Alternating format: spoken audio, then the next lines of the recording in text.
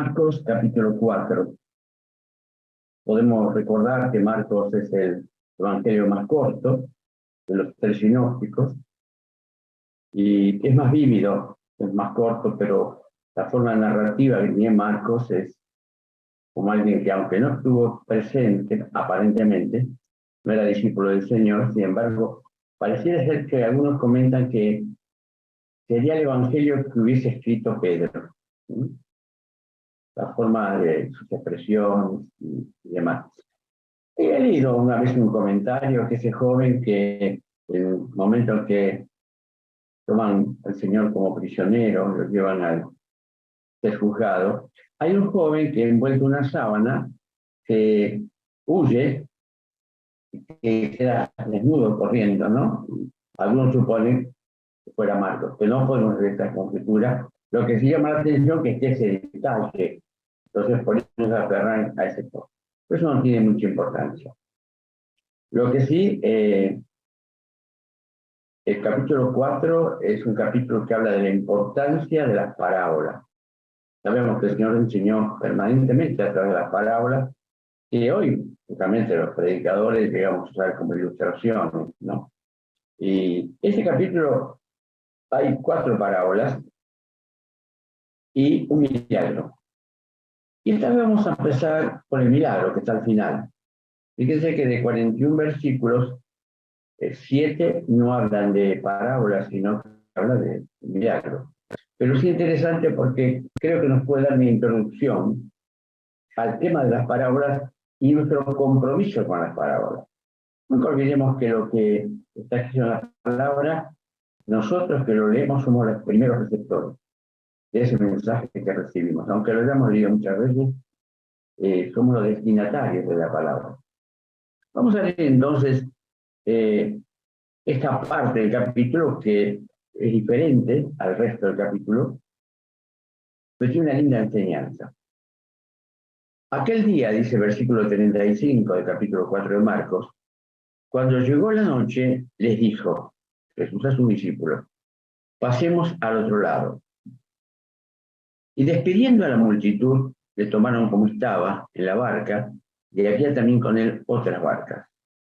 Pero se levantó una gran tempestad de viento y echaba las olas en la barca de tal manera que ya se anegaba. Y él estaba en la popa, durmiendo, sobre un cabezal, y le despertaron y le dijeron, Maestro, ¿no tienes cuidado que perecemos? Y levantándose reprendió al viento y le dijo al mar, calla, enmudece. Y cesó el viento y se hizo grande bonanza. Y le dijo, ¿por qué estáis así amedrentados? ¿Cómo no tenéis fe? Entonces temieron con gran temor y se decían el uno al otro, ¿quién es este que aún el viento y el mar le obedecen? Es un hermoso milagro que nos involucra también a nosotros. Vamos a ver la figura espiritual que tiene.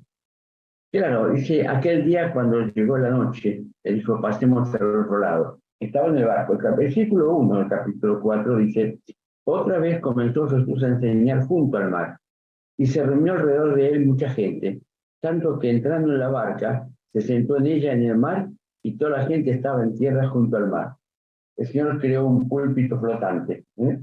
Interesante, donde era posible hablar, y creo que allí fue donde se distanció un poco la gente, y seguramente el terreno sería iba elevándose, y era un verdadero anfiteatro natural.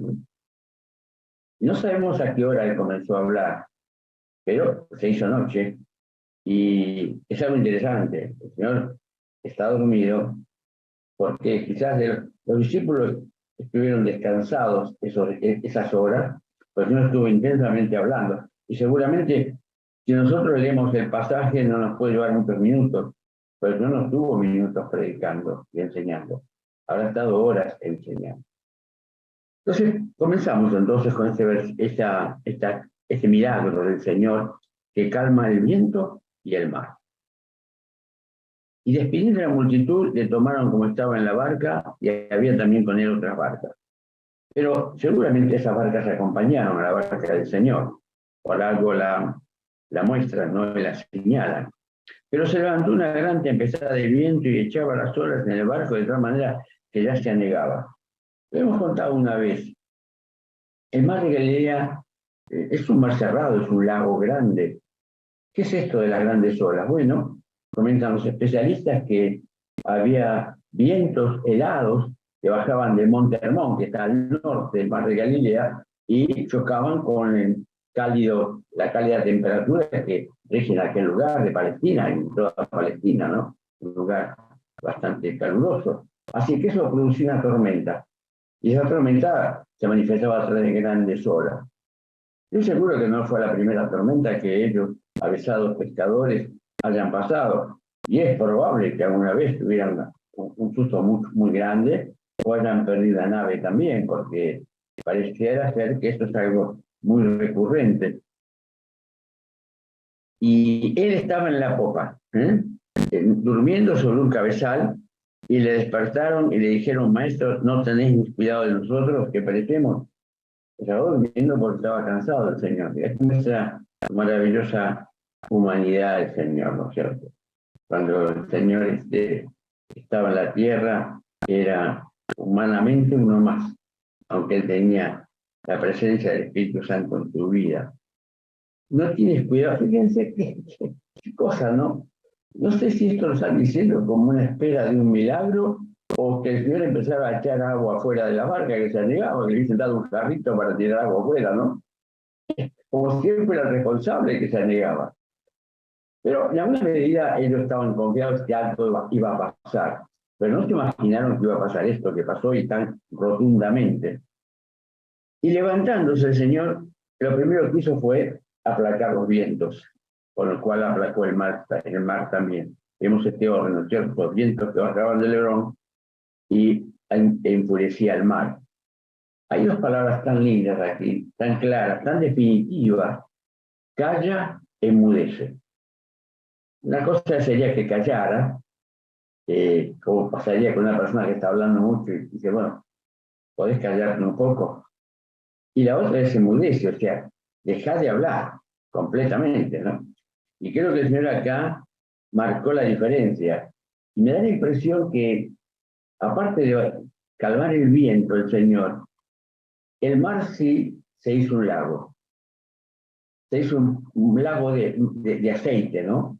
Marcando la diferencia entre lo que es un mar grande, un lago grande, a lo que el Señor propuso con su milagro. Y le dijo: ¿por qué estáis así amedrentados, miedosos, tan atemorizados? ¿Cómo no tenéis fe? Es interesante que esta expresión del Señor Jesús la repite en una situación similar. Cuando los discípulos estaban en la barca, se habían adelantado al otro lado del mar en otra oportunidad, y Jesús caminaba iba caminando, bordeando el lago, la parte sur del lago de Galilea, para ir al otro lado. Y se desató una tormenta. Y también era bastante difícil navegar. Y resulta que, bueno, el Señor se acercó a ellos. Se acercó caminando por las aguas y Pedro dice: bueno, primero lo confundieron con un fantasma. Luego Pedro le dice: si eres tú, Señor, manda que yo vaya a ti sobre las aguas. Ven, Pedro. Y Pedro, bueno, era la oportunidad. Un pescador que tantas veces habrá caído al agua y un día se habrá mojado y empezó a caminar. Y evidentemente el agua se solidificó debajo de sus pies, ¿no?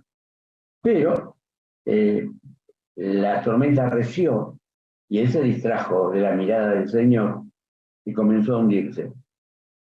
Entonces él clamó: sálvame, Señor.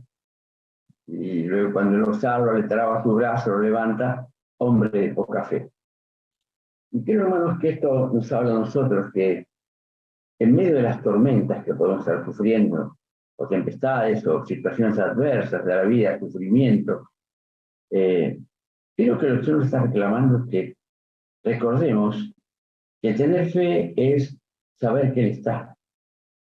Y no tanto que Él va a hacer un milagro, pero sí que el Señor sabe cómo manejar la situación. Porque mejor es que no le pidamos nada, porque seguramente vamos a equivocar en cuanto a la solución del problema. Y fíjense que hay una circunstancia muy clara en los dos pasajes. En este que leemos en Marcos, Jesús está en la barca.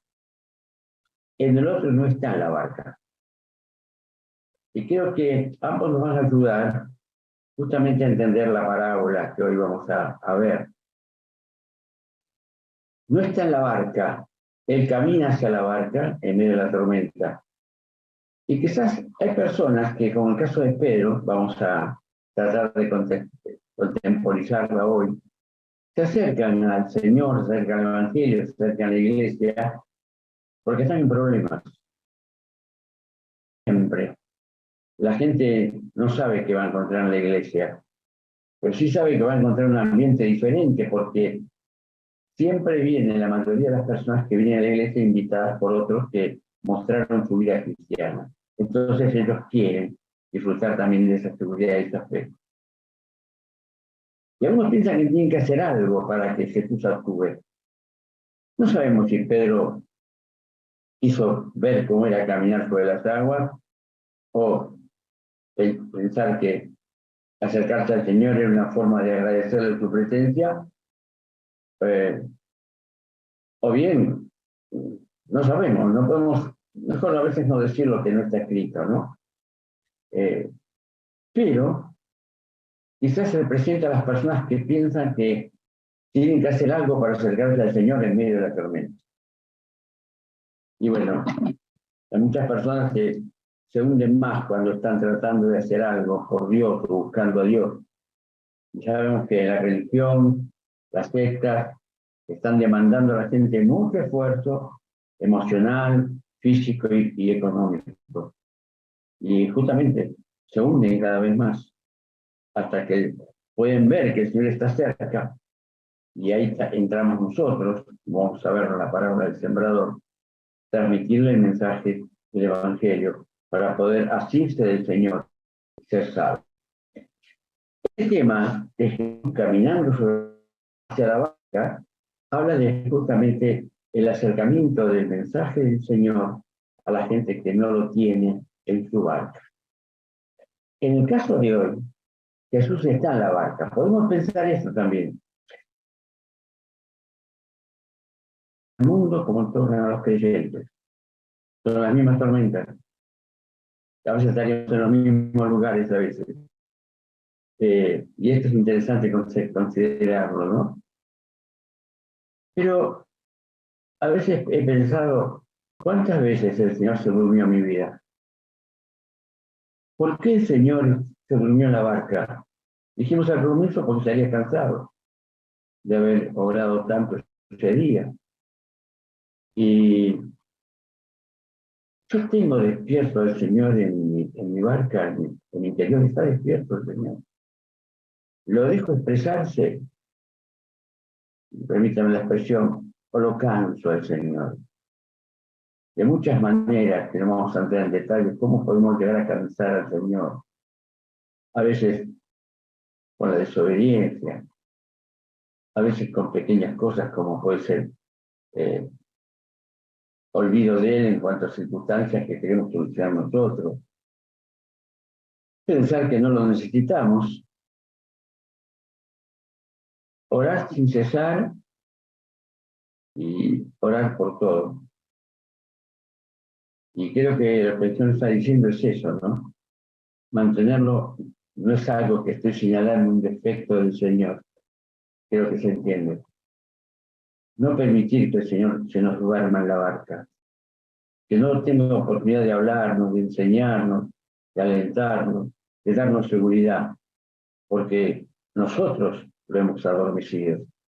No lo escuchamos. Quien duerme no habla, no se comunica. Y esto, hermanos, creo que es una enseñanza para nosotros. Tenemos que marcar la diferencia. Eso me lo digo primeramente para mí. Para mí me lo digo permanentemente y a veces me gustaría poder escribir cosas que uno piensa, uno siente en la vida cristiana de uno mismo. De uno mismo. Y a veces nos asusta la situación. Estamos viviendo un tiempo muy difícil, muy asustadizo.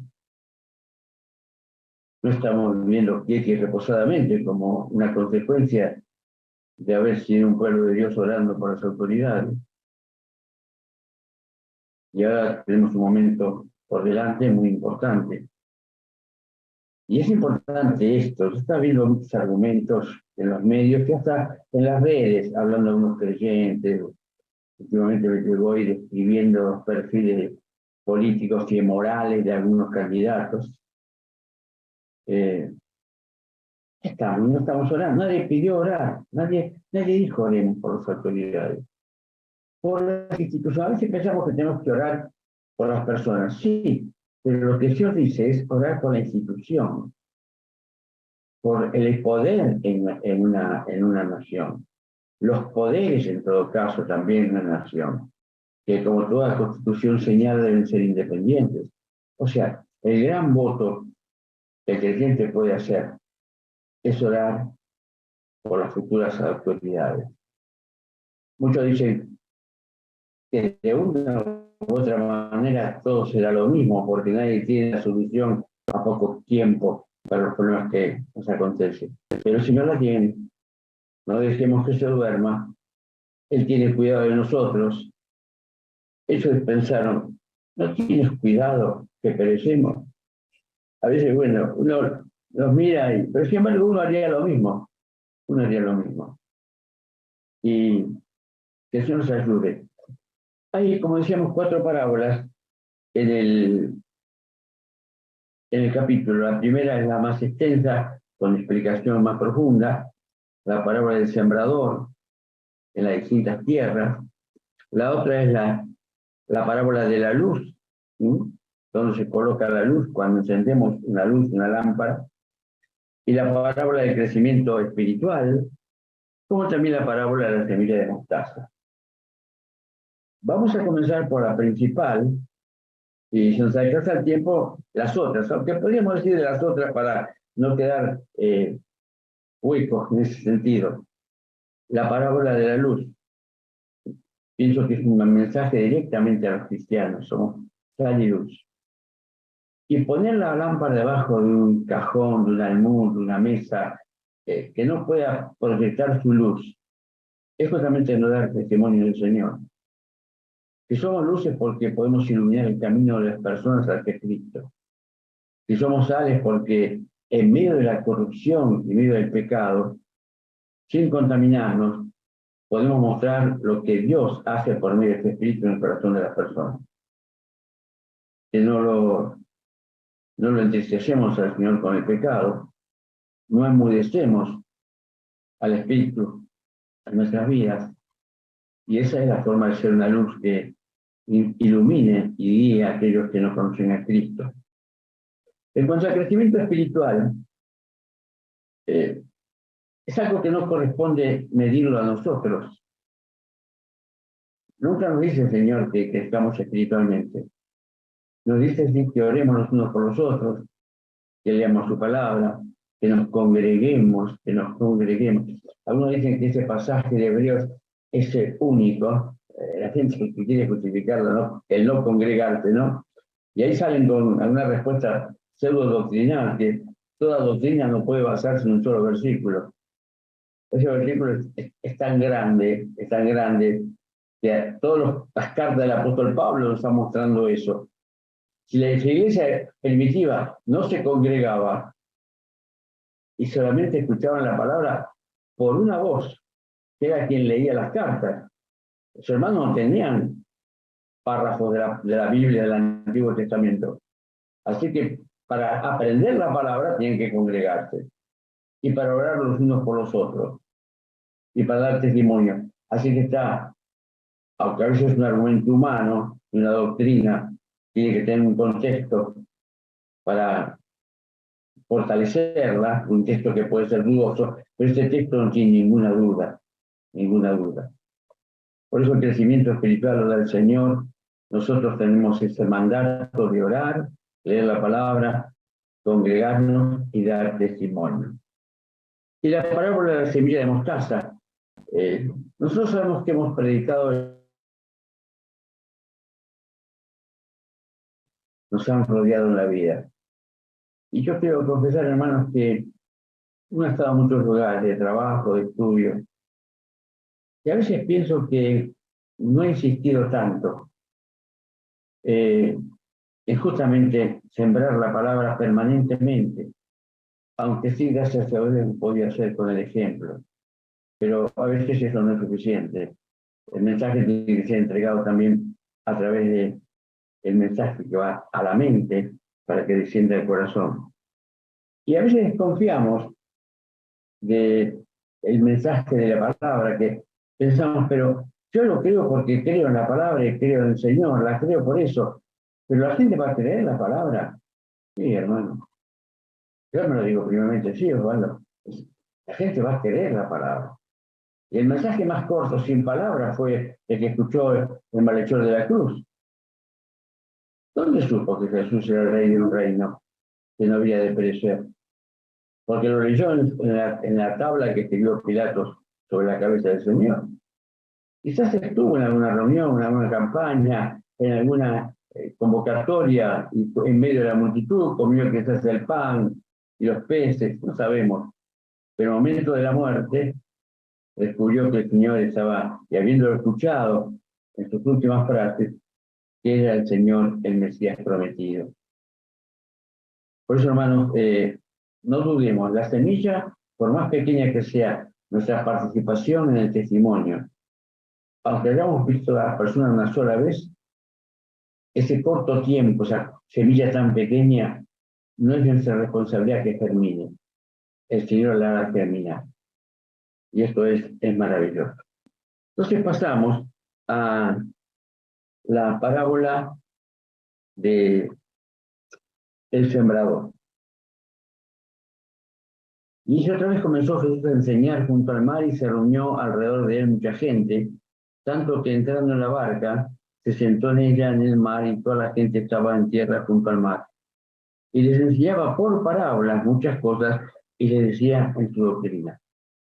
El título del mensaje de hoy es Enseñaba con parábolas, con ilustraciones, con historias paralelas a la enseñanza. O sea, la parábola no distraía, la parábola llegaba al corazón del mensaje. No era, algunos dicen cuando un predicador tiene que tener un mensaje con alguna ilustración. Es bueno, a veces no hace falta, pero podría ser interesante. En medio de la prédica uno, sabemos que el grado de atención son 20 minutos, y si la persona habla 40 o más, evidentemente necesita un aire de cortarse la enseñanza y encender los ojos y los oídos para escuchar una historia acorde. Pero también dicen algunos que una ilustración es como una ventana, pero el mensaje no puede estar lleno de ilustraciones. No hay una casa llena de ventanas, ¿no es cierto? Esto quizás sería bueno que los jóvenes que, bueno, hoy no están, quizás puedan escuchar el mensaje, vamos a hablar de esto con ellos alguna vez. La forma de llevar adelante un mensaje, la forma de concretarlo y prepararlo. Entonces comienza el Señor a mostrar que el sembrador salió a sembrar. Y al sembrar, parte de la semilla cayó junto al camino. En todo sembradío hay un camino que puede bordear el sembrado o puede atravesarlo, ya sea para ir cuidando las plantas, quitando algunos arbustos, regando. Estamos hablando de un tiempo primitivo, ¿no es cierto? Hoy quizás no sea así. Pero el camino donde la tierra está pisoteada. Y a veces uno camina por la vereda y a veces uno ve a unos pajaritos o palomas que están picoteando algo de pan. Eso siempre el Señor los alimenta de alguna manera. Y es algo maravilloso, ¿no? Porque vienen los pájaros y comen la semilla que cayó junto al camino. Y luego hay cuando uno hace un arado y limpia el terreno, aparecen piedras y justamente las separa a un costado hasta que puedan llevarse a otro lado. Pero se quita de la buena tierra. Y parte de la semilla va a caer sobre esa piedra que estuvo en la tierra y tiene una capa de polvo de tierra. También se quitaron las espinas, se quitaron las malas hierbas y se pusieron también algún montón al costado. Quizás algunas cerca del camino, bordeando el camino, y parte de la semilla cayó allí. Y quizás algo de tierra llevaron las cizañas y los arbustos, y la semilla prendió, pero no tenía la fuerza que ya tenían las malas hierbas, y fueron ahogadas.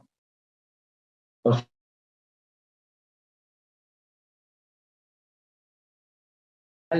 no tenía mucha tierra y el sol saliendo la secó, y la que cayó entre espinos, y los espinos crecieron y la ahogaron porque eran más fuertes.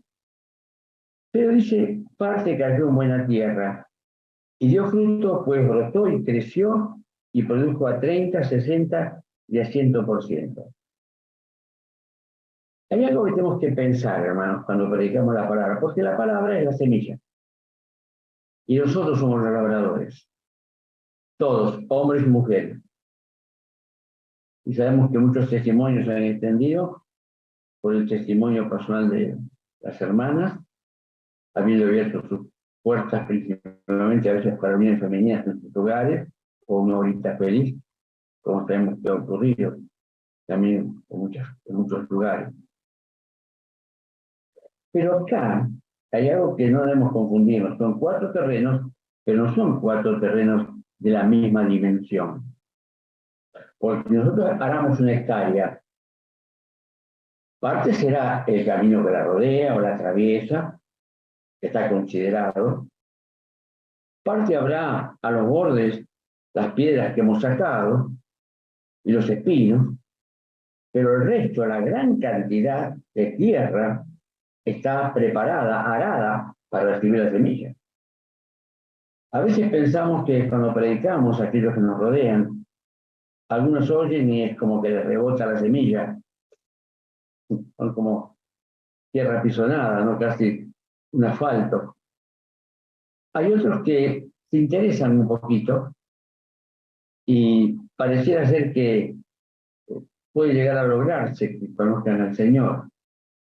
Y hay otros que, lo vamos a ver en la explicación que el Señor Jesús da, la forma en que hoy se responde, en aquel tiempo respondía. Fíjense que los discípulos le comentan al Señor cuando estuvo solo, verso 10, los que estaban cerca de él, con los 12, le preguntaron sobre la parábola. Acá hay 2 versículos que a veces pueden no ser muy claros de entender rápidamente. Pero el Señor, ¿por qué enseñaba con parábolas? Para que la gente sencilla entendiera. Seguramente cuando estaba el Señor allí en la barca, fíjense, él tenía la barca, la gente en la playa y algo del monte, y seguramente quizás el Señor, inspirado por un sembrador que pasaba por el horizonte, dijo esa historia, contó esa parábola del sembrador. Y era para corazones sencillos, y no corazones cuestionadores, sino ávidos y hambrientos de la palabra. Por eso él dice, habló en parábolas todas las cosas para que viendo, hablando de los fariseos y de los que son agnósticos, vean y no perciban, oyendo oigan lo mismo que aquel que entendió y aceptó el mensaje, y no entiendan, porque creen que es muy sencillo. Es como cuando decían los judíos y los griegos, ¿no? Los judíos era una piedra de tropiezo, y para los griegos el mensaje del Evangelio era una locura. Y dice, no entiendan para que no se conviertan y les sean perdonados los pecados.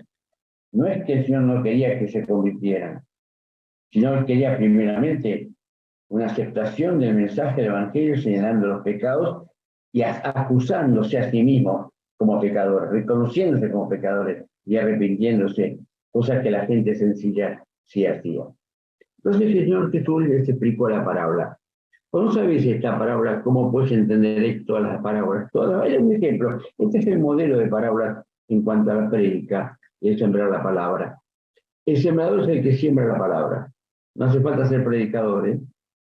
Creo que muchos de los hermanos, desde el llano, como decimos, han llevado más almas al pie de Cristo que nosotros los pecadores, los predicadores. Y estos son, por ejemplo, los que están junto al camino en quien se siembra la palabra, pero después que la oyen, enseguida viene Satanás y quita la palabra que se sembró en sus corazones. Y esto, hermanos, me hace pensar a mí, es la misma semilla que entró en la tierra fértil. Y comparándolas, me hace pensar en Judas. Él estuvo 3 años y medio con el Señor. No quiero entrar en detallar la conducta de Judas, está bien clara la palabra que fue condenado, fue hijo de perdición. No hay duda que, así como se convirtió en marchador de la cruz, hubiese habido arrepentimiento, aunque era el instrumento para llevar al Señor a la cruz. El Señor de su soberanía podría haberle salvado, pero nunca, nunca, nunca recibió la palabra. Nunca escuchó los mensajes en 3 años y medio, el mensaje espiritual de cada enseñanza del Señor. Nunca. Siempre la palabra rebotó.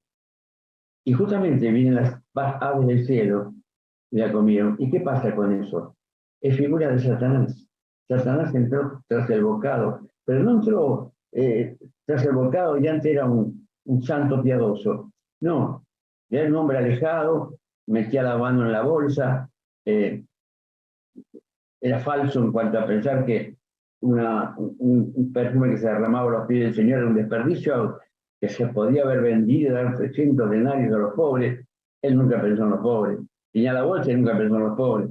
Evidentemente, tanto Pilato como los fariseos que escucharon el mensaje, perdón, tanto Judas como los fariseos que escucharon el mensaje están representados por esta situación. Y los que fueron sembrados en pedregales, los que cuando han oído la palabra, al momento la reciben con gozo, pero no tienen raíz en sí mismos, sino que son de corta duración, porque cuando viene la tribulación y la persecución por causa de la palabra, luego tropiezan. Hay gente que ha escuchado la palabra de Dios, pero están enterados de cuál es el mensaje de salvación. Pero lo que más asusta, cosa que no tendría que ser una preocupación y tenemos que enseñar nosotros, que es un problema, una tarea del Señor, el dar fortaleza frente al testimonio, frente a las burlas, frente a la agresividad de palabras o de hechos por predicar el Evangelio. Hay gente que dice, yo no puedo llevar la vida cristiana en mi familia, o en mi barrio, o en mi trabajo, o en mi estudio, en mi escuela, o en mi universidad. Me van a volver loco. Entonces, ellos saben que la palabra tiene poder, saben que la palabra transforma vidas. Hay 2 personajes históricos que rodearon al Señor y otro al apóstol Pablo. Pilato siempre me llamó la atención. Pilato dijo, no encuentro ninguna culpa de ningún crimen en el Señor. Él no lo veía como culpable.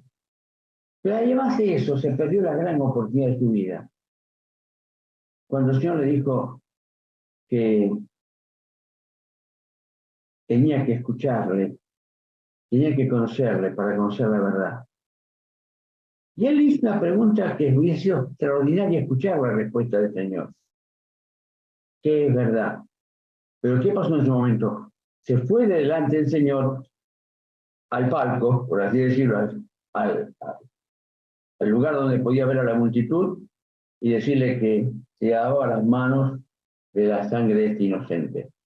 Estuvo cerca, pero evidentemente le preocupó su posición. Por eso él también se lo mandó a Herodes, que estaba en Jerusalén, que había venido de visita, y Herodes también, pero Herodes no estaba tan, obviamente Herodes quería ver un espectáculo de un milagro de parte del Señor. Pilato fue este ejemplo, me parece a mí.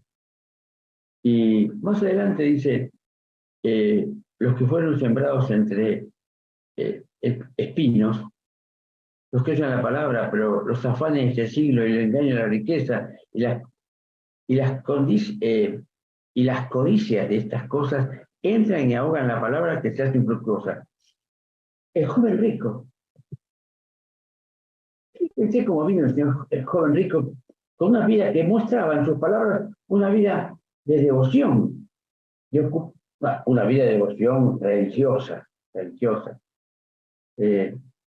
Allí en Nueva York hay un barrio lleno de judíos, ortodoxos, esos que se visten de negro, que tienen las las pastillas muy enroscadas aquí, desde niños estaban así de negro, con el invierno con unos gorros tremendos de piel, que después de las 6 de la tarde no hacen nada en su casa, ni siquiera apagan la luz. Cuando se olvidaron, me contaba un hermano, se olvidaron la luz prendida, le pidieron al hermano que le dieron las llaves para que vaya a apagar la luz de la casa.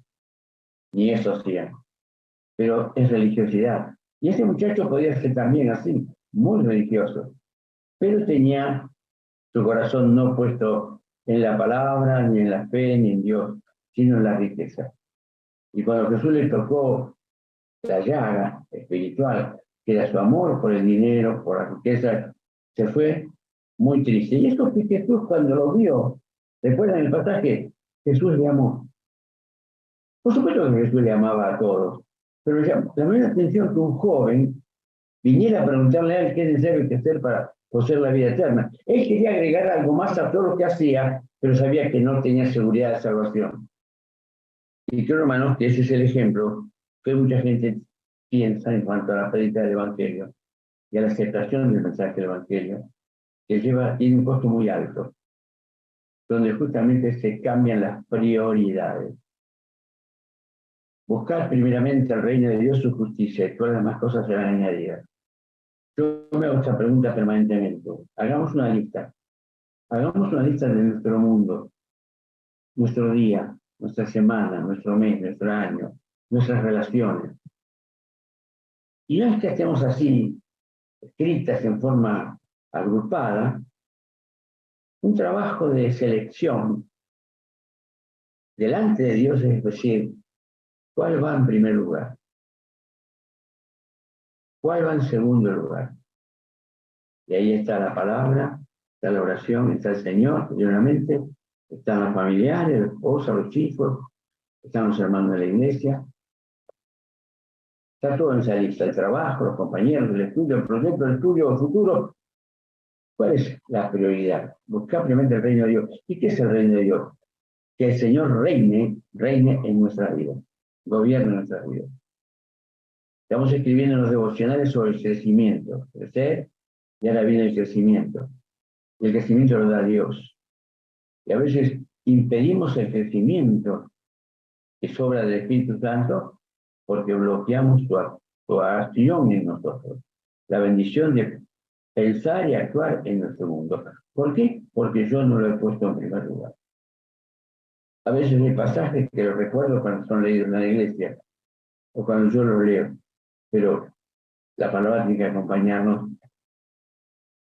Yo pienso que la solución para la vida del cristiano es saber que una vez que se levanta, también como se acuesta según Salmo 3 y 4, el Señor está ahí, siempre está con nosotros, no se sale huérfano, estoy con nosotros hasta el fin. ¿Dónde es eso? En todo momento, en toda circunstancia. Con su Espíritu está en nosotros y a nuestro lado nos está tomando de su mano. Y cada vez que tenemos que ir, a veces podemos ir hablando solos, ¿eh? Los mayores hablamos más solos que otros. Pero hablar con el Señor, dialogar con el Señor, pedirle consejo en cada circunstancia de la vida. Pero gracias a Dios hay semillas que caen en buena tierra. Yo creo que hay una semilla maravillosa con toda una prédica en el capítulo 4 de Juan, la mujer samaritana. Y por supuesto también el malhechor de la cruz. Ahí vemos las dos cosas. La mujer samaritana sabía un poco de historia, de religiosidad, de dónde se debía adorar al Señor. Y bueno, pues sin embargo llevaba una vida que no la juzgo porque había tenido 4 intentos de matrimonio, de formalizar su vida, que tuvo 4 maridos, los 3 primeros se murieron, y el cuarto se separó, se murió también, y se cansó de buscar la felicidad. Ese es mi pensamiento. Puede ser, por eso no la juzguemos, pero evidentemente estaba dispuesta a escuchar la voz del Señor. Y no solamente eso, salió corriendo, olvidando su cántaro, para dar testimonio a la gente del pueblo. ¿Y qué le decía a la gente del pueblo? Ya no creemos por tus palabras, sino hemos creído en él directamente. Y bueno, la historia del malhechor de la cruz la conocemos bien. Hermanos, sepamos que hay más tierra fértil y trabajada por el Espíritu de Dios que las piedras, las espinas y el camino.